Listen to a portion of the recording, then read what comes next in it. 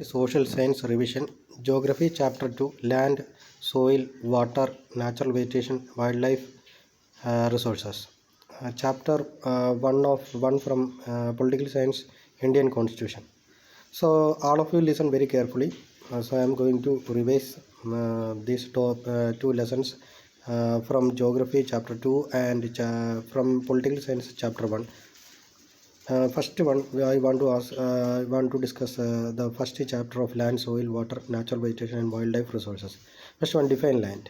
You know very well that the part of the earth surface that is not covered by water, that is called land. It is the top layer of the crust. It is the top area of the crust that is called land. That is that area is used for cultivation, building houses, etc. Next, what are the different uses of land? You know very well that land is used for different purposes such as agriculture, forestry, mining, building houses, then roads, and setting up of industries. Once again I will revise what are the different uses of land. Land is used for many purposes such as agriculture, forestry, mining, building houses, roads, and setting up of industries. Third question, how can we divide a land on the basis of ownership? On the basis of ownership, we can divide the land into two, private land and community land.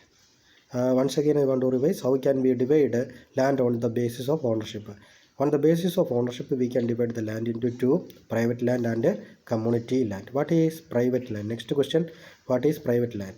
Private land is owned by the individual. What is private land? It is owned by the individual. He can use for individual purpose. That is his land. That is private land. Next is what is community land. You know that community land is used by a community for common use. That is important. For common use, uses like a collection of fodder, fruits, nuts, or medicinal herbs. That is community land. Community land is owned by a community for common use, for like a collection of fodder, fruits, nuts, or medicinal herbs, etc. Next question, define land. The thin layer of soil or grainy substance, covering the surface is called soil. What is the soil? That is the thin layer of grainy substance covering the surface of the earth is called soil. Next, majority of the land is used for which purpose? You know very well that is used for agriculture. For agriculture purpose, we use majority of the land. Then, which soil is used for cotton cultivation? You know very well that is black soil. Black soil is used for cotton cultivation. Next, important question: why do we need a constitution?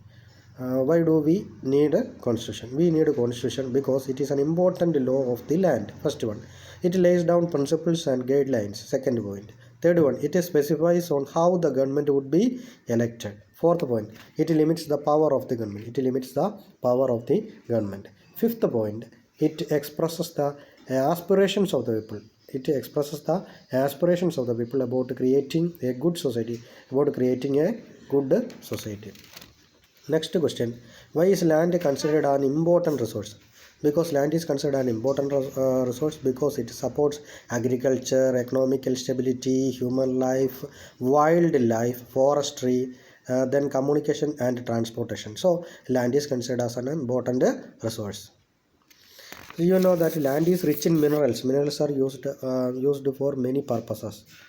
Okay, even fossil fuels also is there in this land. It can be used for our to make our life more easier. Next question, why does a democratic country need a constitution? A democratic country needs a constitution because a constitution tells us the fundamental nature of our society.